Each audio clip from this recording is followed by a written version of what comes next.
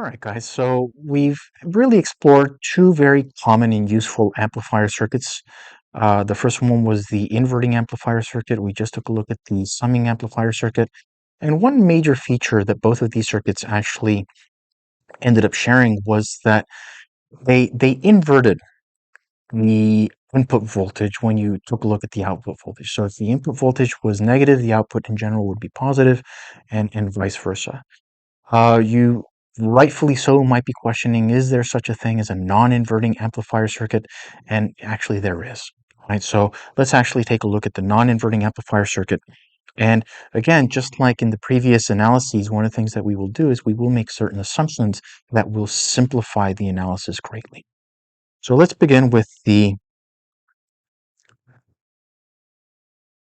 non-inverting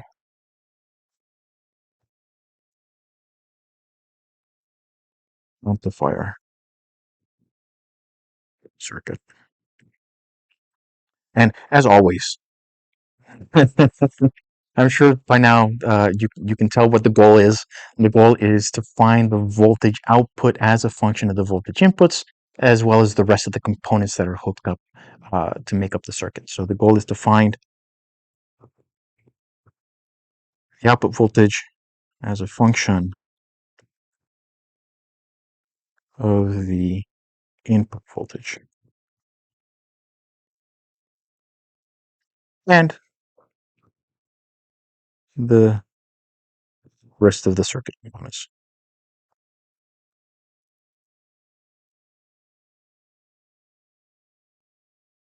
So there might be resistors and things like that. Now let's actually write down the schematic, draw the schematic for the non-inverting amplifier circuit. So we have our operational amplifier, we have our non-inverting and inverting inputs. As always, we are going to hook this up to our external voltage supplies, plus and minus VCC. We will have our input voltage over here like this, and this is V naught. And in the previous circuits, what we did was we hooked up our non-inverting input to ground last time. We're not going to do that this time. What we're going to do is we're actually going to hook up our non-inverting input to a resistor. I'm going to call RS. And then our voltage source is going to go right after that. And this voltage source has a value that I'm just going to call V sub G. Now, our non-inverting, I'm sorry, at our inverting input, we are also going to have another resistor, and I'm going to give it the same value as we had previously. I'm going to say that this has a value of R sub S, and then this is actually going to be grounded. The last thing that we need is to make sure our circuits are stable, that they are working within the linear region or have the possibility to work within the linear region, is we need our feedback resistors. So there is a resistor that goes from the inverting input all the way to the output like this, and that's going to be F. Now let's go ahead and state our assumptions. So we have the assumption that this is an ideal op-amp.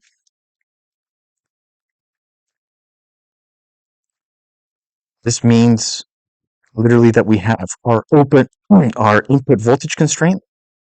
That is that V sub P is equal to V sub N. Our input current constraint, that tells us that I sub P and I sub N are 0. Hopefully by hearing these enough, hopefully they'll get recorded in your brain. So this is one of the major reasons why you might be asking yourself, why am I writing this down so many times?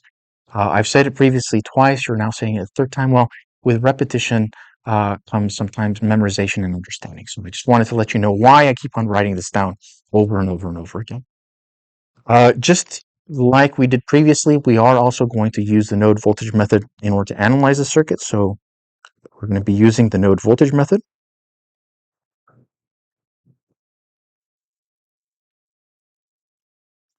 And let's go up to our circuit in order to clearly identify and label our nodes. So here we do have a few nodes. We have one that we didn't have previously. That's a node right there. We also have a node right here between the operational amplifier, non-inverting input, and R sub S. We have a node right there, and we have a node right there. Notice that this node over here, it's the ground, so we don't need to really circle that one. Now that we have our node circled, let's actually start providing some information here that's relevant. This node right here, this is our node P. This is at a node voltage VCP. It's immediately after the non-inverting input. One really important thing to notice is that this one right here is not the node P. The node P is immediately after that inverting input. Right? That's a common mistake that I see. I want to make sure that you see exactly where that node is. Right? In general, we could have a current I sub P flowing into this, like this. I already gave away part of the game. That is going to be 0. Let's assume that it's not 0 immediately. We also have our node N here. This is at a node voltage V sub N. And in general, we could have a non-zero current I sub N flowing into this. We also have at the output, not V sub N, we actually have our output voltage, and this is what we called V naught, like this. I'm sure that you've seen this trick over and over and over again. This is something that tends to be pretty common when you analyze these op-amp circuits, is we don't write KCL everywhere. We write KCL right there, right? So let's actually write down KCL at that node, and we'll begin by that. So using the node voltage method, we're going to write KCL at node. And the version of KCL we're going to use is the sum of the currents flowing out of this node half 10 to 0. Now let's take a look at the currents flowing here. We have I sub N flowing out. We have the current going to the output node flowing out, and then we actually have a current going down to ground flowing out. So here we're actually going to have the sum of 3 separate terms. So let's begin with our first term. And let's just make that I sub N. We've left I sub N for the end every single time. You don't have to. So we have plus I sub N. Then we have the current flowing from V sub N down to ground through the feedback resistor. So we have V sub N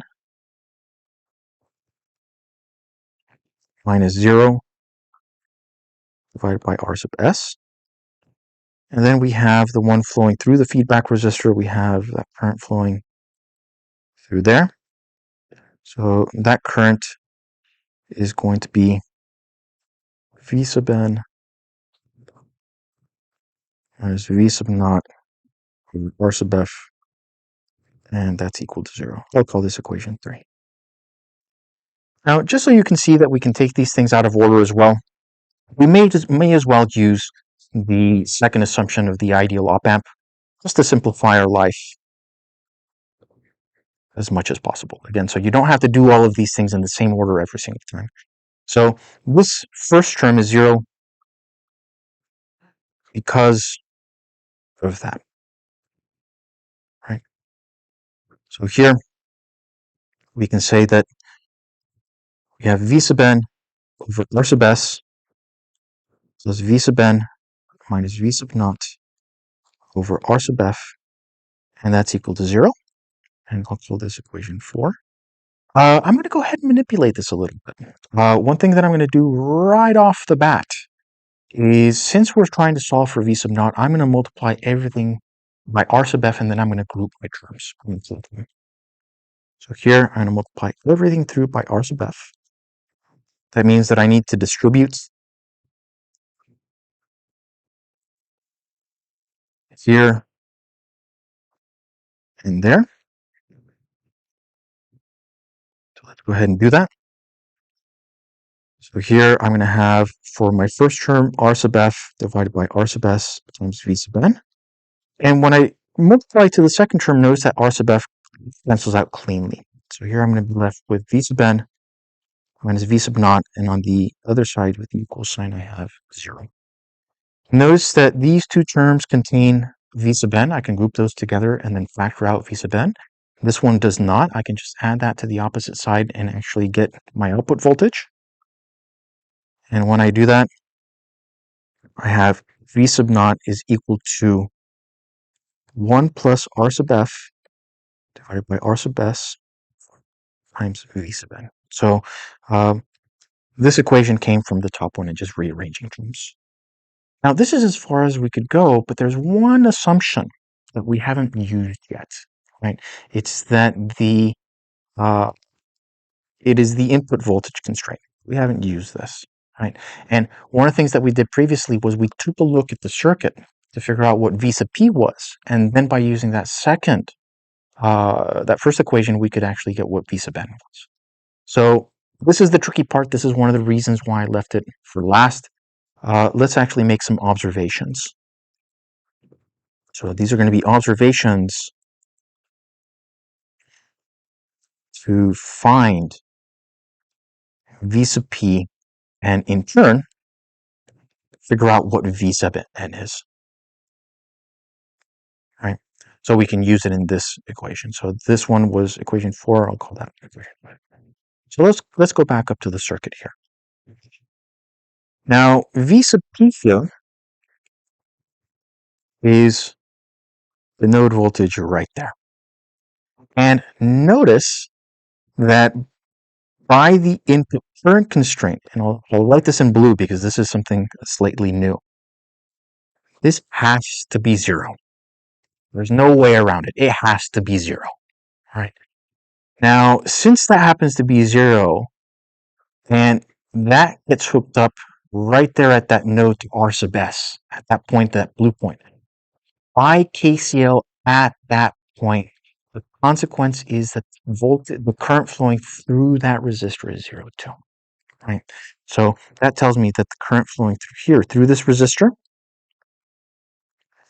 is 0. This also tells me that the voltage across this resistor, if the current is 0, that has to be 0 too. Right? This also tells me if I were to actually use AVL and add up the voltages in moving from here up to there, right? Notice that to get to V sub p, I would have to add in V sub g, then follow by the voltage across the resistor. That voltage across the resistor is 0, which means that V sub p and V sub g are the same thing. They have the same value. So the important observation here is that V sub p, which would have been the sum of V sub g plus the voltage across that resistor,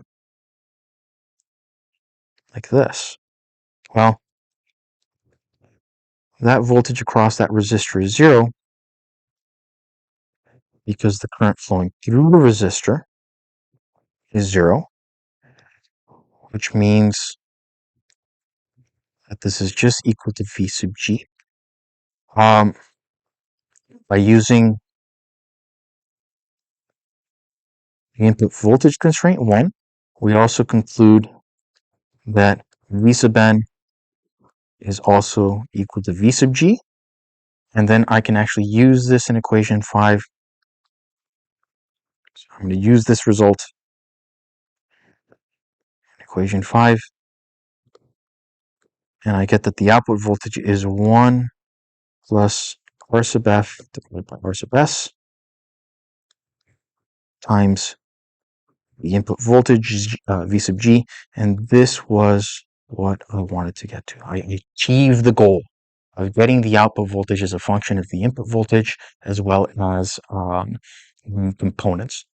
Now, one really important observation, this is extremely important.